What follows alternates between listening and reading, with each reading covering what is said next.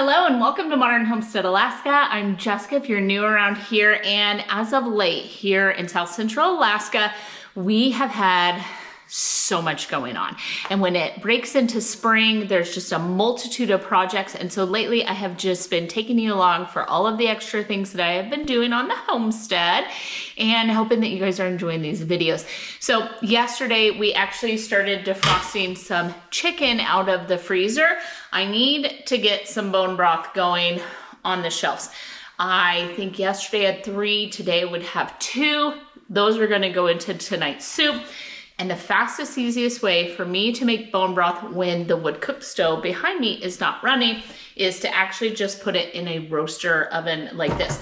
This has a liner in it. I'm gonna open the chicken and rinse it, and we are gonna turn it into bone broth. But I'm gonna take you along today for some planting. We're gonna head outside. We're gonna do a whole bunch of other things. I hope you enjoy. Let's get into it. So I was trying to figure out the easiest way to rinse this chicken because I do wanna rinse it. It's either gonna be in the pan that it's already in or in this roaster pan.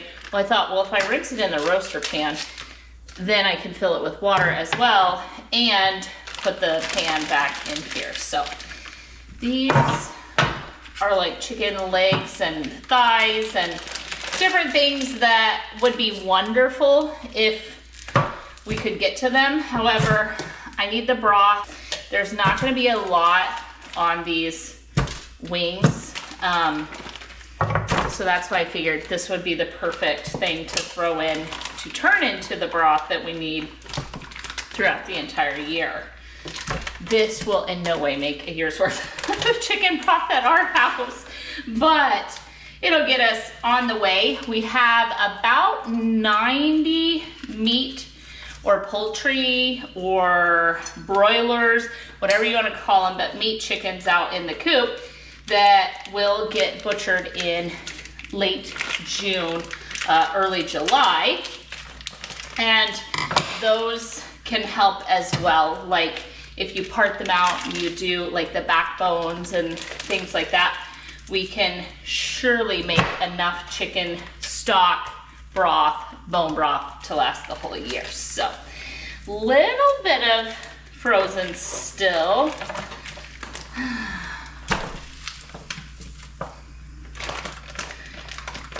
So basically when I had them butchered, I had them parted and they just threw the wings and some pieces into these bags.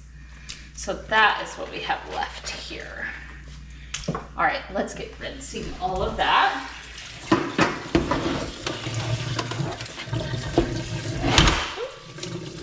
I think we just run the water over it a couple of times, rinse it, and then fill it.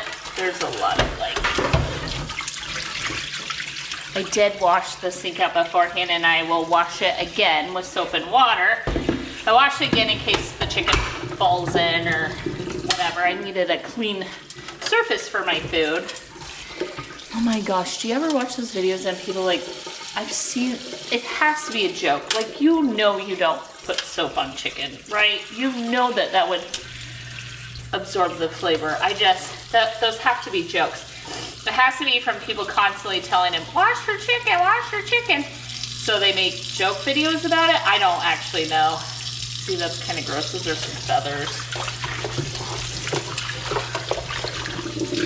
So this is gonna run for at least 24 hours before we start canning this up because we want it from the bone.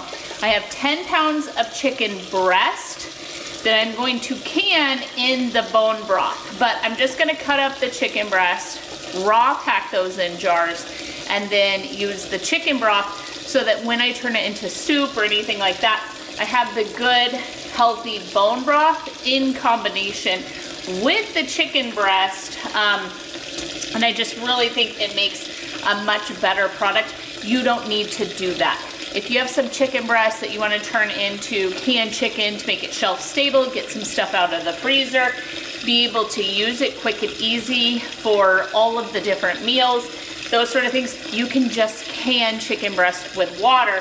You don't have to use bone broth, but I kind of like that richness of the bone broth to dump it in there. Now I have the chicken, now I have the broth. I can turn it into soups and stews and chilies and all of the fun different things. So that's kind of the plan.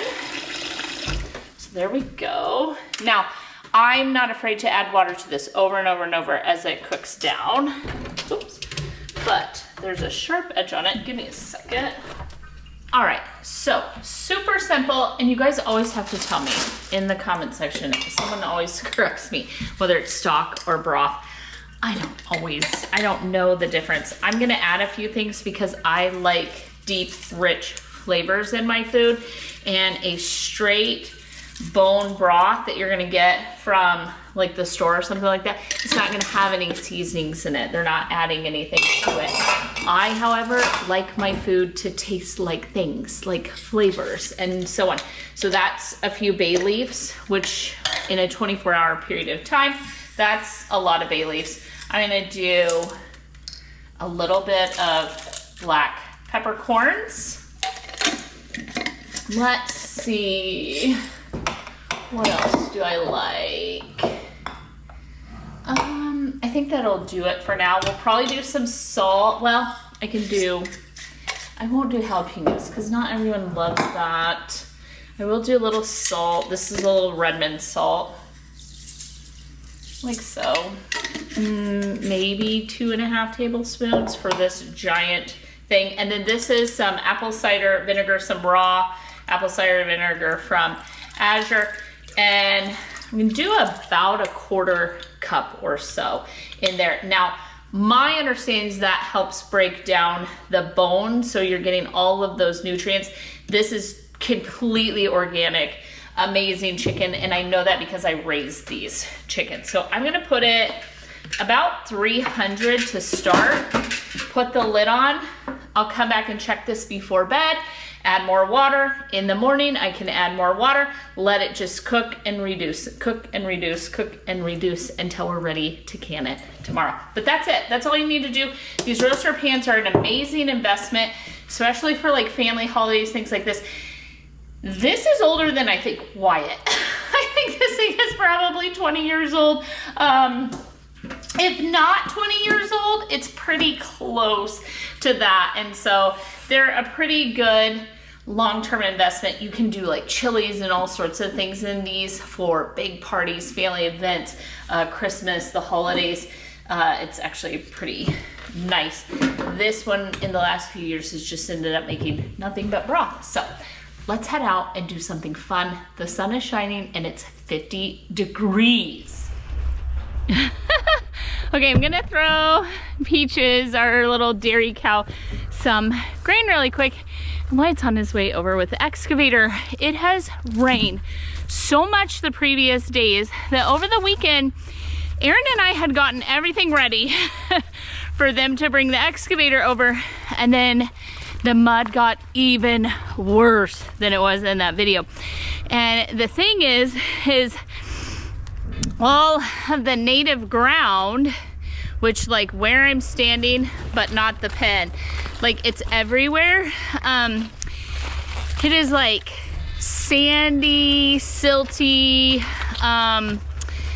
the mud, just you sink in it. It's like quicksand. And so we had to wait because the heavy weight, not weight in time, the weight poundage of this excavator is so big that it can't move over. There's a sinkhole over there from building the house. There's like all of this native ground around, like even you see like the trees are higher here because none of this has been messed with. If you just drive that excavator over it, it would sink. So he told me he's walking it over right now. In fact, funny, I can see him through the woods over there. There is no way that this GoPro will film that, but if you can see any lights shining over there, that's Wyatt in the excavator.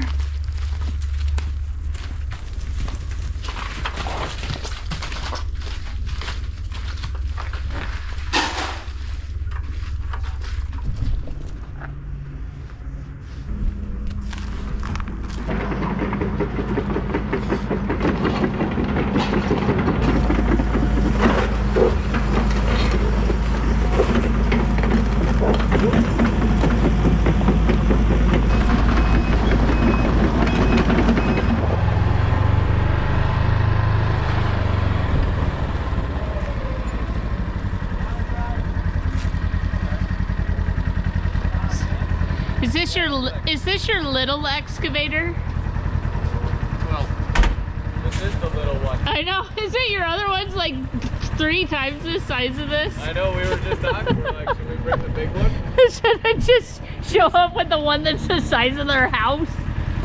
Jeez. Yeah, just for your video, we were gonna say, bring that big one over. Be like, all right, so I was just out here walking everything with Wyatt. It is supposed to. It promised me. The weather app said it was going to be nothing but rain and shine. Or not rain. Sun, shine, no wind, no rain. Perfect day. And now all of a sudden it's like chilly and cold and breezy. So Wyatt's going to grab some drone footage really quick before he gets started, because this project he's about to do is absolutely massive. We keep talking about that. So him and I were just walking really quick, and then I've got to go over, figure some stuff out with the garden. I'll just keep taking y'all along, but it's pretty excited to be getting started on these projects. All of this is going to be just one video later though, so make sure you're subscribed to the channel. Stay tuned. We'll take you along for this wild update. It just said take off in my ear.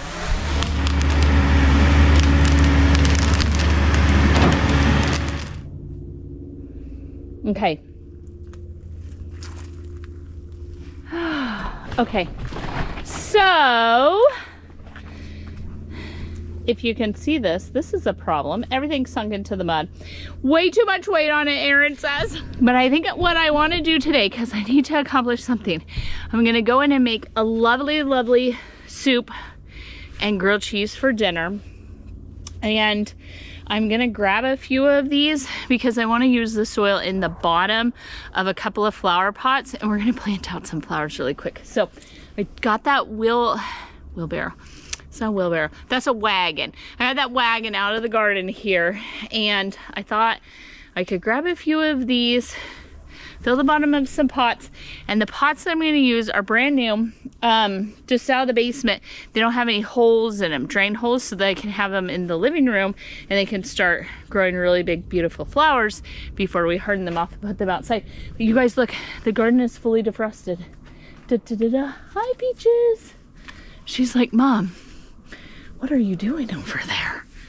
Hi, baby. Gosh, you look pretty.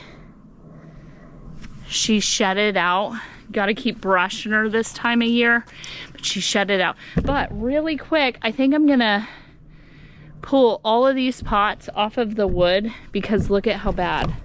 Look how bad they're sinking into the ground here. And then what I think I'm gonna do is, when all of that is cleared on that side of the garden, because these are kind of wonky sitting this way, and I'm technically over our leach field, but on that side of the garden, I am not on our leach field, and I would like to move at least one of the greenhouses over there, probably take the other one down for this summer. You know, you just got to work projects year by year, little by little, one thing at a time, and we're gonna get there. So really quick, we just have to accomplish one outside project. And then the crazy part, I was just on the phone with my sister. There are actual weeds growing in my garden. They are green and lush and lovely. And I will take you along this week, because before Aaron tills any of this under so that we can rework how the garden looks, I'm gonna pull all of the weeds. I find that is how the garden is always lovely, is I actually just stay on top of pulling weeds. And then if you do a ground cover, so if I could get some like fava beans or something in there right now, or peas or whatever, anything feeds the garden. So that's why I leave all of the weeds, the compost, I cover all of the rows back up with anything that I pulled out instead of trashing it. And then all of that becomes just lovely, lovely food for the garden. Just amazing, amazing compost. So let's get this done super, super quickly so that I can pull these. I think they've like came away from the actual boards. Maybe Aaron and I unscrewed them. I don't know what happened here, but these tables are a hot mess.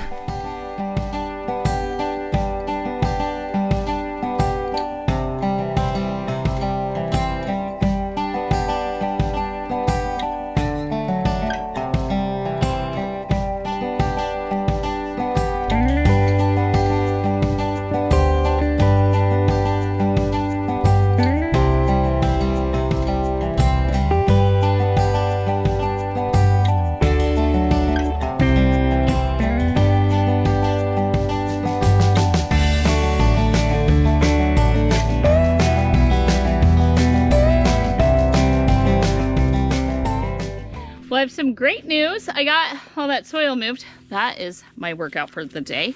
And I just moved this table here. I'll show you. This one is detached and there is no damage to it. So I was hoping that was the case. That one also has no damage. I lifted it up, but one of the legs is still screwed in to the boards that are on the ground that the greenhouse is sitting on. So I do have to unscrew that to move it, but I am so glad.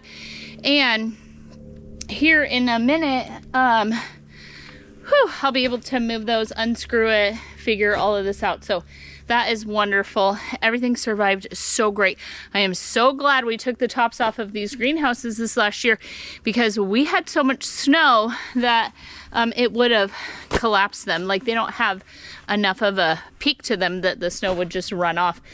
You would have to come out here and make sure you deal with it. But if you get a big dump, it will collapse these. They are just not that strong. They're not made to be up year round. So I just opened the ends and the windows so that everything would just blow through.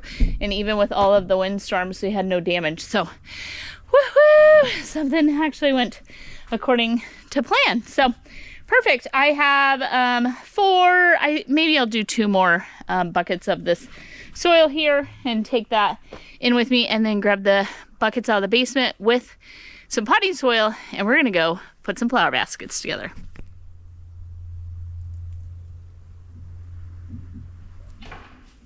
All right, so here's what's for dinner. I had to run to Eagle River today for a little checkup, doctor's appointment thing. Anywho, and on my way home, I asked Biden if he needed anything. He asked me to grab him a sandwich at the new sandwich place, the Great Harvest Bakery. Aaron and I have taken you guys there. And when I was there, they had this cheddar garlic loaf of bread. And I went, oh my gosh, I'll take one of those home with me. I'm gonna turn this into grilled cheeses. They sliced that for me, that's lovely. I ran by the grocery store and see, they're all reduced. These are normally about $6 for this. They can be somewhere in the areas of $8 and $9 I've even seen, depending on the store. And the store I got these at is the one that runs the highest, the local Alaska grocery store called Three Bears. They had these on clearance for 89 cents. 89 cents. And I was like, oh my gosh, we're doing tomato soup. And the reason they're on clearance is I was looking in them. Here's 1 bad tomato. Here is 2 bad tomatoes. I'm gonna check every one of them. And out of this entire thing here, that one looks questionable. 3. There's 3 bad tomatoes. Save these so you can seed start these. Okay, so 3 bad tomatoes, maybe. See, that one has a little bad spot on it. We can risk it. Get rid of that one. Okay, I'm gonna go through all of these because there's only a few bad tomatoes in each one and get these washed, and we are gonna make tomato soup, and it is going to be roasted in the oven, be just absolutely lovely with some grilled cheese And the simplest ingredients make some of the best meals. So let's get these rinsed.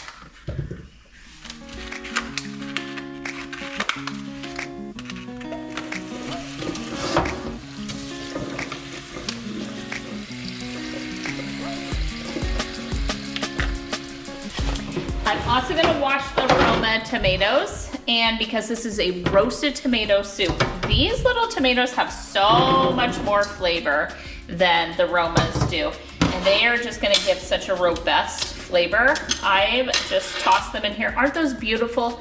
There literally is nothing wrong with them. They just had 1 or 2 bad per thing, maybe a few more depending on the thing. And then these Romas, we're gonna get those washed because I don't know why there's always like some sort of coating on them. I'm actually gonna use a little vinegar. And the aromas, I might as well just grab my cutting board out here and I'm gonna quarter them, but I'm gonna take the ends off. Just grab a knife that's already out. Cut them this way and this way.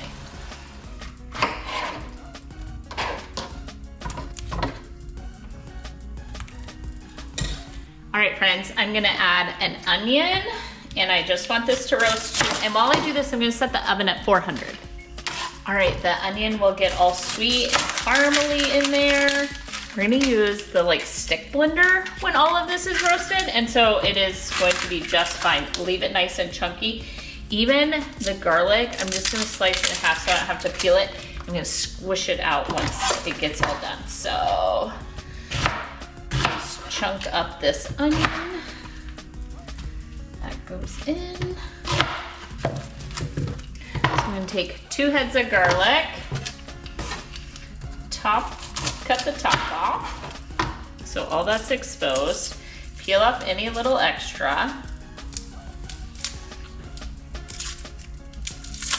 And then when it's done, we're just gonna squish all that garlic in there.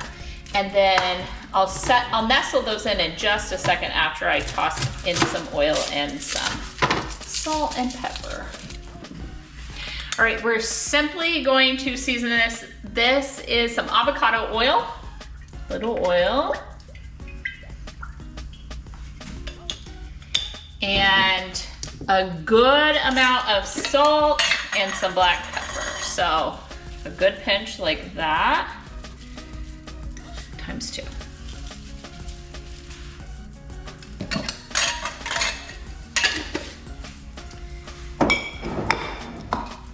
Now some black pepper. Use the best tools in the kitchen, your own hands. And let's just massage that, making sure everything's coated. Nestle in the garlic here and here. And off into a 400-degree oven. All right, so yesterday we ran by the greenhouse and I got some flowers to go in these 4 pots. They have no drain holes in them, so I'm just gonna be really careful in the house, but I want them to start getting big fast and really, really growing. We got these on super clearance years ago and I still had a giant pile in the basement. I have a ton out in the garden, as you have seen probably in previous videos, and we're going to use them all over the yard this year like previous years, and it just really helps me kind of landscape, make things really beautiful without having the great big garden beds or flower beds, if you will, all over the place. So I have 4. We're gonna plant these out. They're gonna be white and green is the theme. They're not gonna look like much today. We've got centerpieces, we've got some spilling, greenery and things like that, and I think they're gonna be just absolutely lovely. This is why they are so big. They are 20-inch resin, so they're 20 inches by 14.4 inches, lightweight, durable, blah, blah, blah. These would normally be $19. I think for this size, I paid like $2 a piece for them, something like that.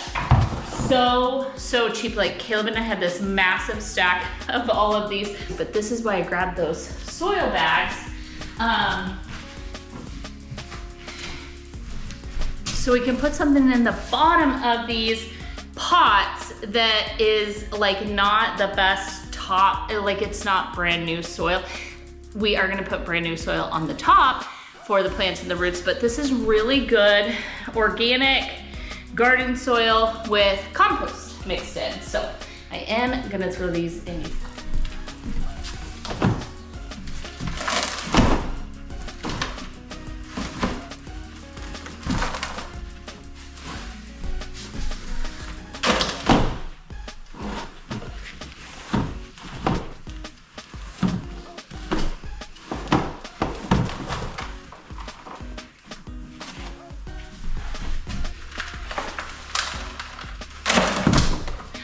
I ran down, I have this bag of raised bed and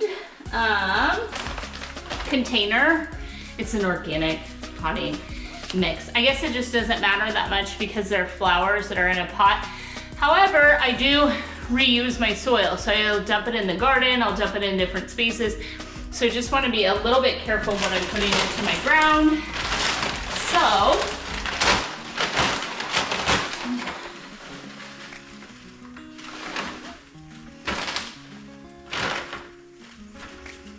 I think I'll first do the fishy peaks. So I have a half a bag of this. So I'll top it with this first.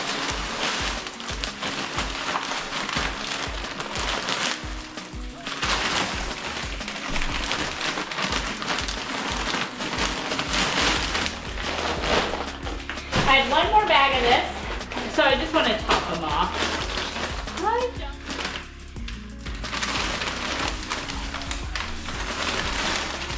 Fortunately, I have not swept, mopped, vacuumed, done all of those things today, so we're gonna be just fine. But here's what I'm thinking for each of the pots.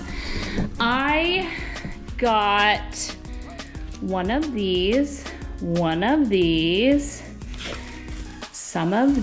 These are little white, beautiful white flowers. This is the center, and then the strawberries are for a green stalk.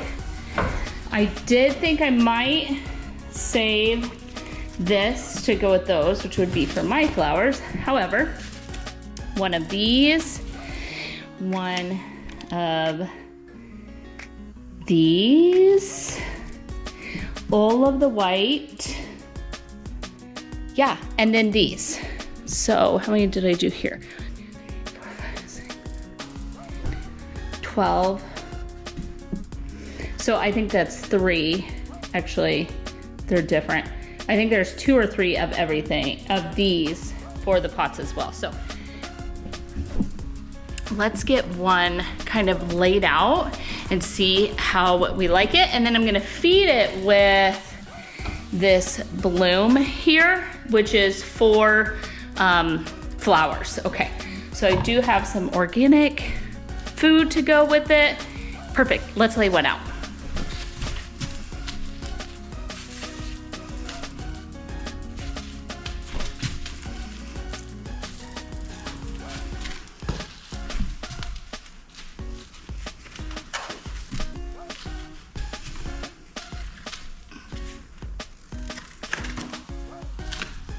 How does that look?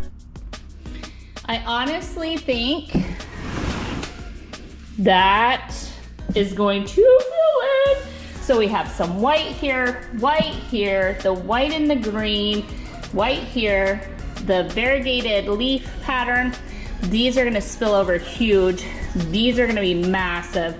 This is fantastic, the way that that is going to just turn into a whole plant itself. And then there's a beautiful grass in the center. What do we think? Lovely. Oh my goodness, look. Well, here's a great view for you. Wyatt is bringing me my other plant rack right now. We talked about this in the previous video. I needed that moved up. That's a pack of seeds that just fell off. I didn't know where that was at. So he's bringing that around to me right now, and it is going to go over here in the dining room. So let's plant these out really quick.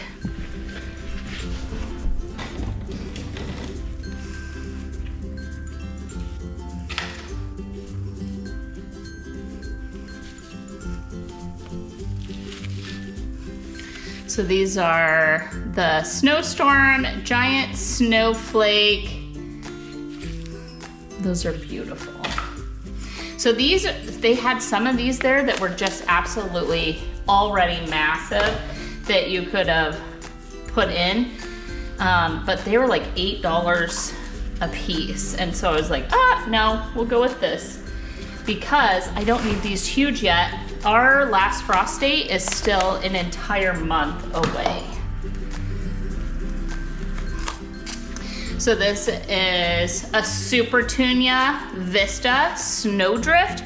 Oh my gosh, on Garden Answers, I have seen these be massive at her house.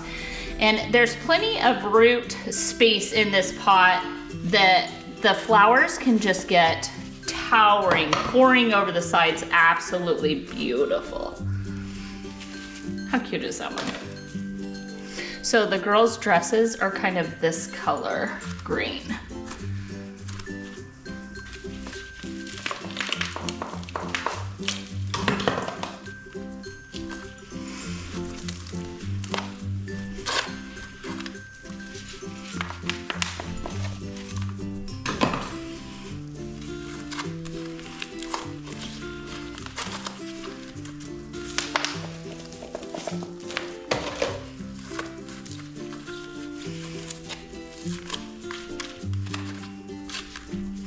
So I kind of like the blue greens with the other greens. Like there's so much variation. Even though the wedding is in green and like white or cream or, because most flowers aren't actually white. This is gonna be massive. Another snowdrift. One more. Dusty Miller.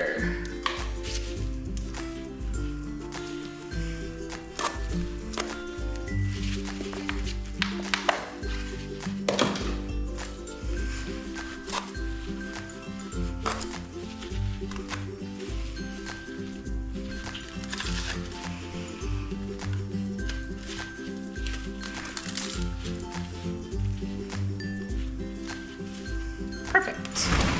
And then when I'm done here in just a minute, I will vacuum around and we'll water it all in.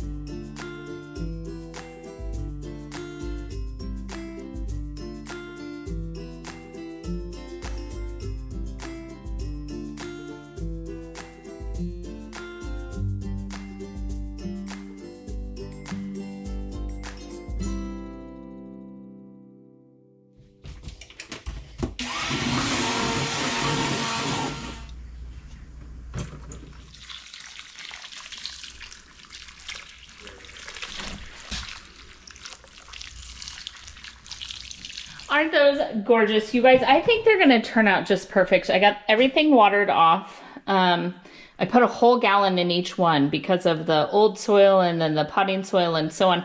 That's plenty of water. It'll last days, if not a week or more.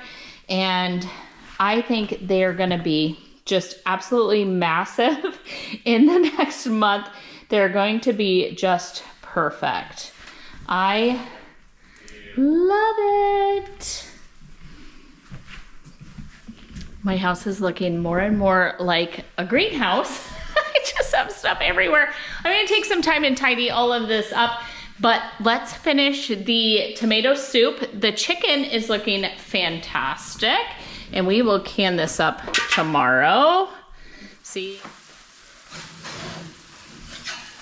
Oh my gosh, look at that. Roasted.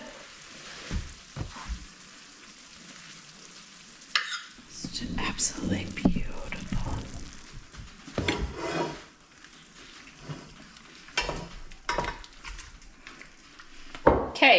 So I have 2 chicken. Now we're gonna turn it into soup. Let me start with 1. Oh my goodness. And a stick blender, easy peasy.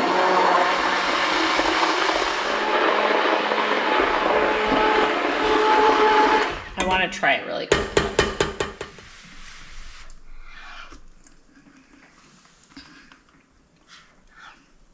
It's really thick. Use the second one. When I add in I don't even know if that needs basil, but I love basil and I have a ton of it. So it's gonna go in for sure. Oh my gosh, this is one of the best things I've ever made. I don't say that very often, I promise, on this channel. This is one of the best things I've ever made. And look, it was so simple. It just cooked while I was outside. Well, I potted up plants. I just roasted it in the oven, added some stock. Here in a minute, I'm gonna add a little cream to it.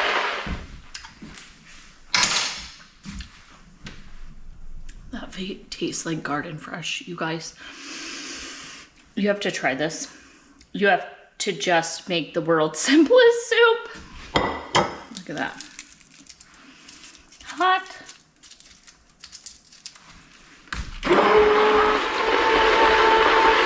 It doesn't need salt, it doesn't need pepper, it doesn't need seasoning, it doesn't need spices, it needs nothing. A bunch of fresh basil. I'm gonna leave some to the side.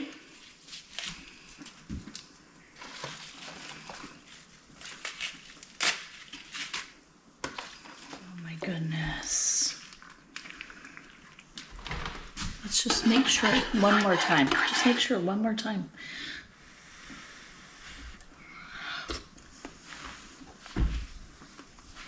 How that did it, I'll never know.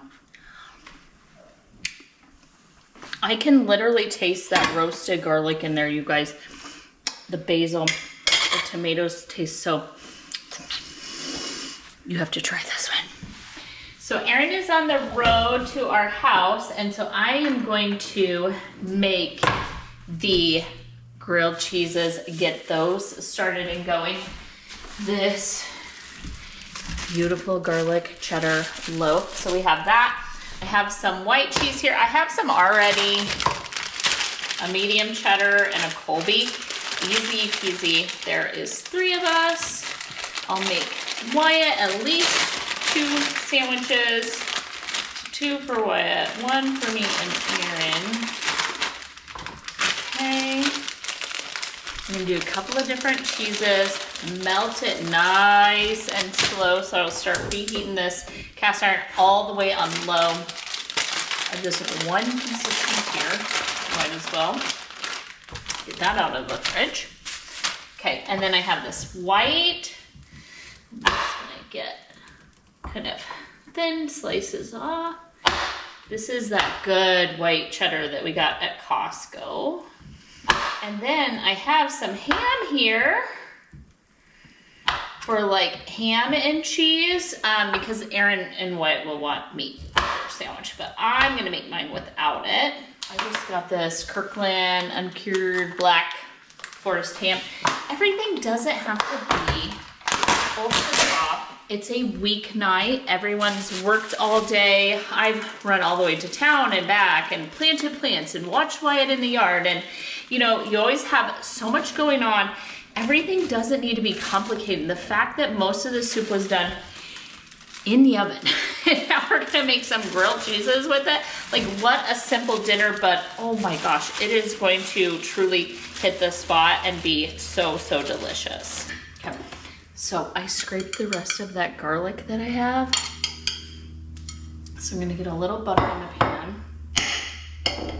I make grilled cheeses like simple in that I don't try to smear the butter all over. I just melt the butter in the pan.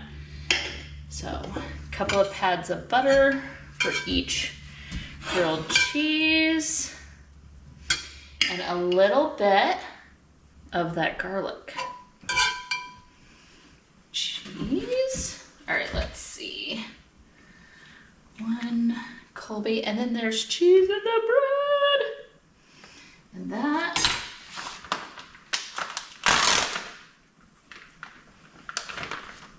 A couple of slices of ham in there. Actually, let's do cheese, ham, and then cheese.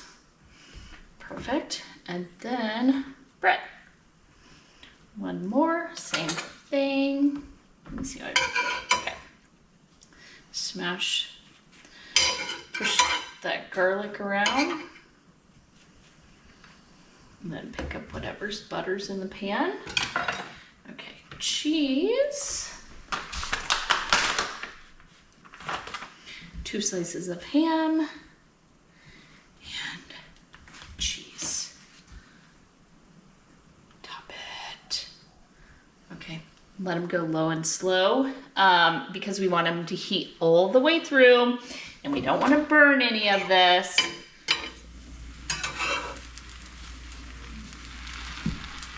Perfect.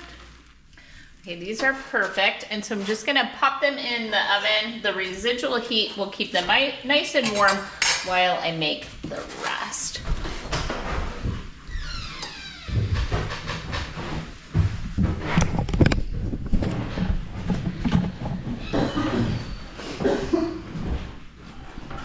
Wyatt and I did the other one by ourselves, didn't we, Wyatt? Never a dull moment at this house, is there? Hi, baby. Hi. How are you? I saw you over there at the excavator with Wyatt. Were you giving him pointers? No, he was giving me pointers. Oh yeah, they got the side back today, huh? That's where Wyatt ran. The grilled cheese are done. I'm gonna add a little bit of cream to this soup. Just swirl it around. Peaches is not in milk right now because we had some issues breeding her and stuff, so we stopped milking, let her body rest, but she is bred, so she's gonna have another calf soon enough, and we will be back in the milk and cream, and I cannot wait. But look at that. Turned it the most beautiful orange. Oh, it's so, so good. So, let me show you how I'm gonna serve this though. Okay, here is the way we want to eat it. Put that aside. I'm going to go ahead and shut it off.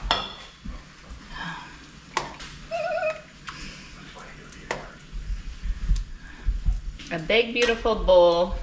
I'm going to take a little fresh basil, roll it in my own hands, and I'm just going to tear it.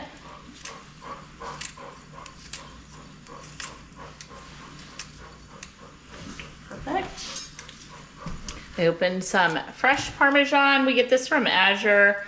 And then I'm gonna just top it with some fresh grated Parm.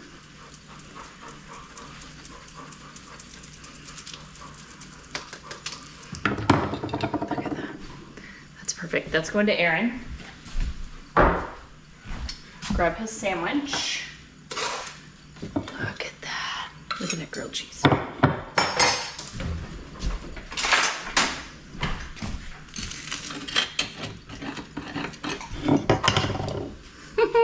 Perfect.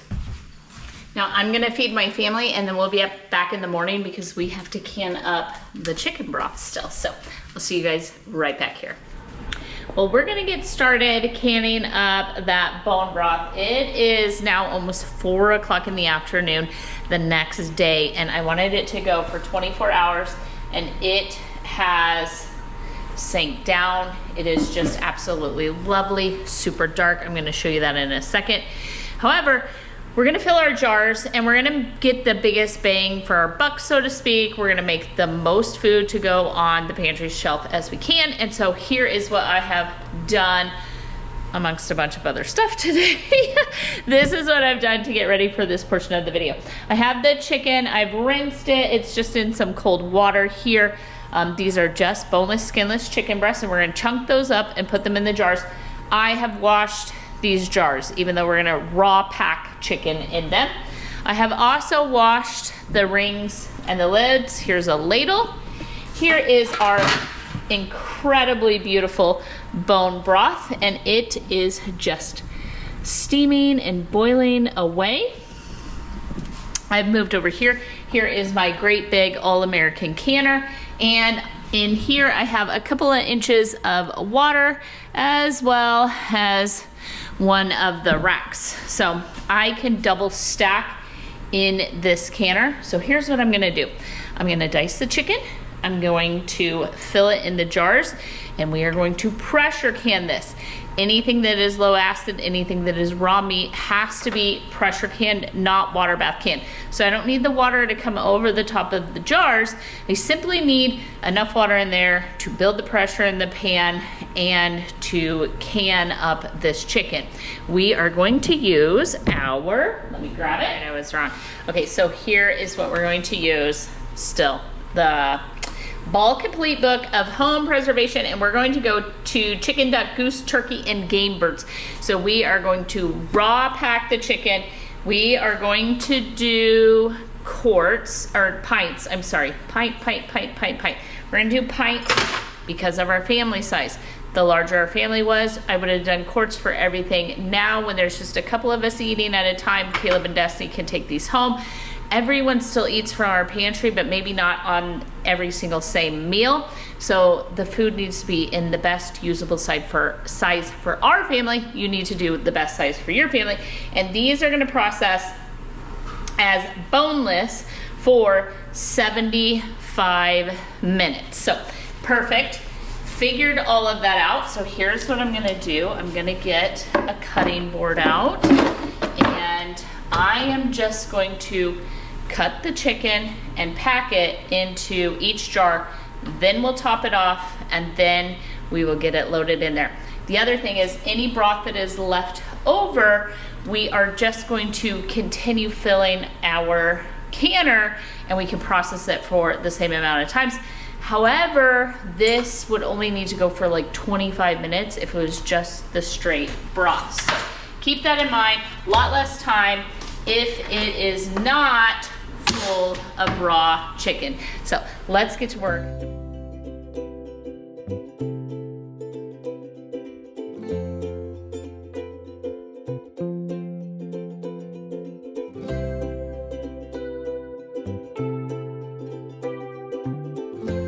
All right, so that went really, really quickly. I'm gonna use this is kind of a strainer that I'm just gonna tuck into the broth so that when I scoop it out, I'm not getting anything in there.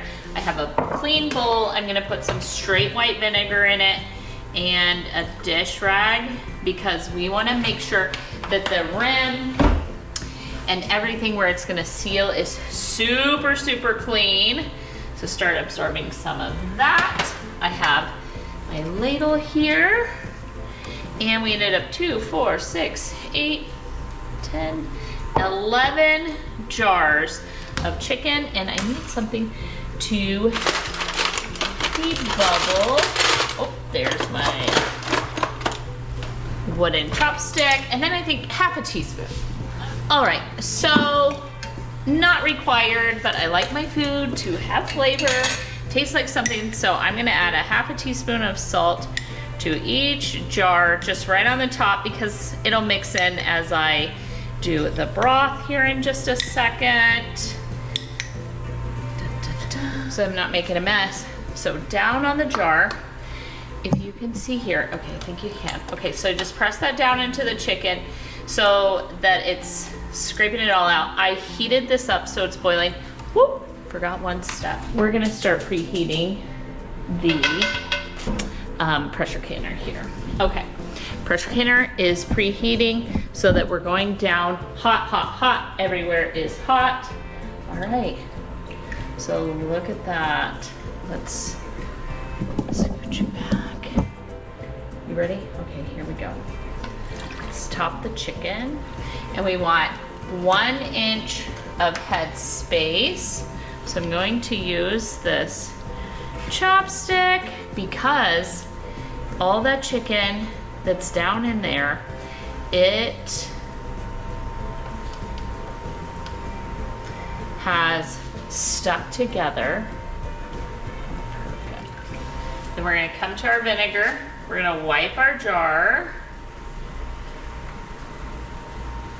Making sure we break out all the fats and everything that is in both the chicken and the broth. I washed all of these, brand new lids. You can reuse rings. Lid on, ring on, finger tight means just twist it. There you go, and straight into the canner.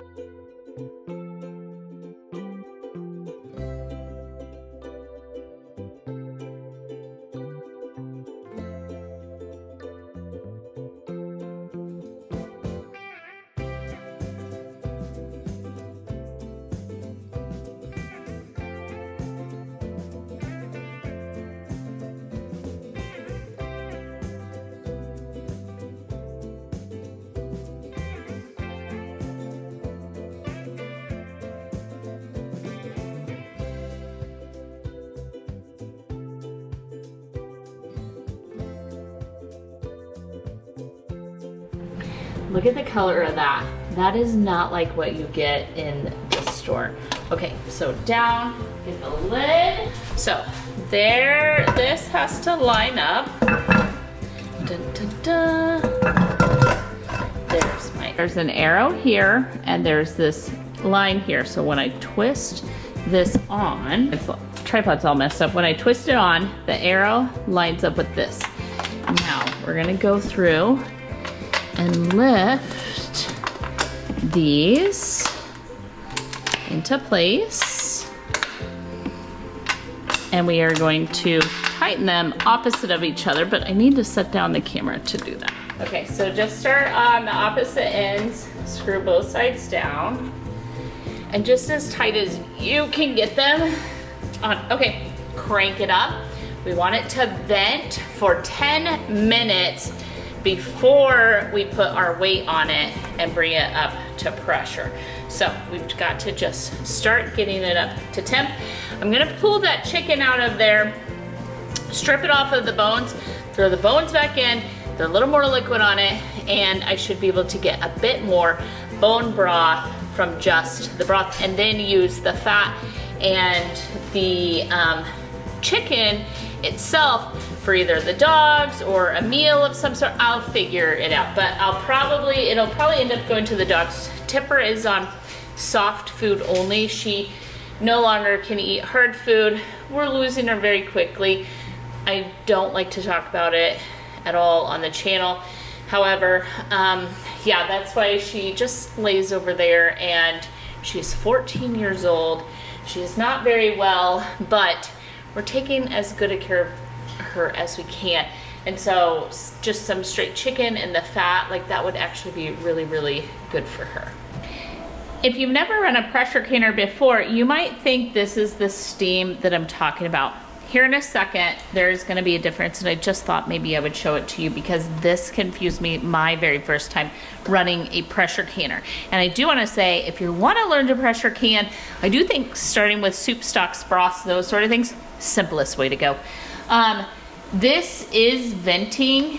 It is not venting, like it is gonna be almost whistling, like the loudest sort of noise here in just a second. Right now we just have a little steam coming up while it's building up the temperature and the pressure inside there. Then we put the weight on it, and the weight is based on your altitude. Believe it or not, yes, I live in Alaska. Yes, within just little bits and pieces of land around me, I can see the highest peak in all of North America. I am dang near sea level. So I am right here by the inlet.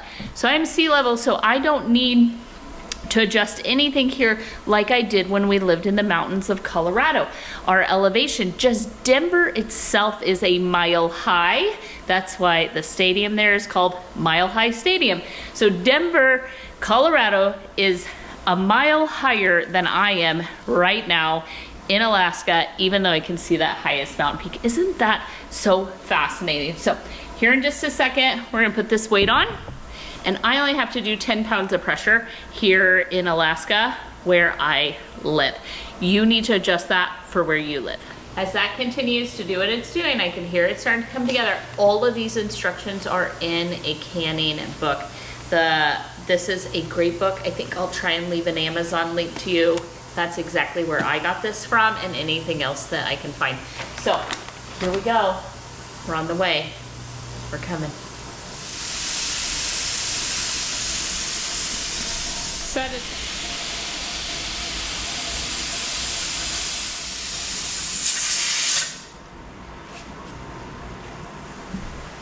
Okay, once it gets to pressure, it'll start rattling around. I can either use this gauge or I can listen for this to rattle. That's one of the things I liked about the All-American canner. Now, when we build up to the right pressure, this will rattle, tick, tick, tick, tick, tick, tick, tick, tick, tick.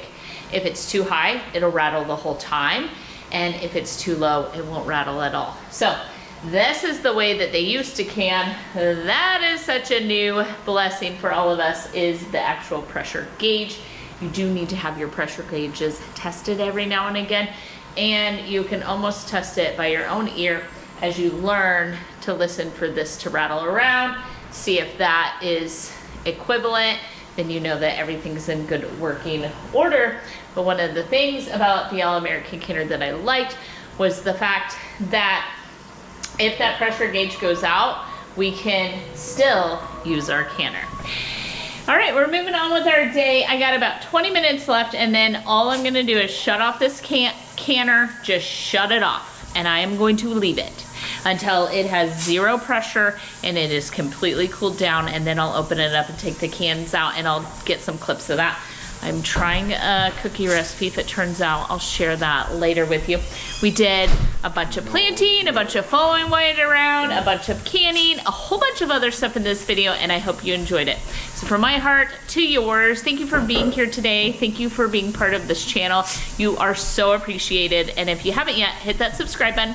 Make sure you ring the bell. You'll get notifications. You won't miss anything that we're doing on this channel.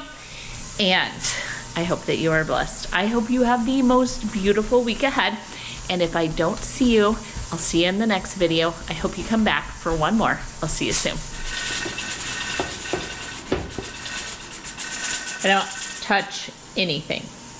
I went ahead and finished the bone broth this morning in the countertop canner, and I did 4 quarts. So this was the fastest way for me to finish the project. Everything came down temperature-wise, completely naturally. They are sealed, but look, they are still hot. They are bubbling. So we're gonna leave these without touching them, leave the rims on. I did wash all of the other jars. They're completely cool. So we have our 11 jars of canned chicken ready to go, plus our chicken broth. And then the fastest thing I could do was quarts. Otherwise it would have been 8 pints instead of 4 quarts. But these will be perfect for a soup or something like that. Nice. I'm gonna get back. I covered those with a towel. I've never had it do that before. I do not want to be scalded or burned. So I'm gonna put the dogs outside. It should be fine. It's just from pulling them out while they're hot. It has been cooling down for over an hour though, so it shouldn't have done that. And so there we have it. We've washed everything, we're putting it all away, and we will see you in the next video.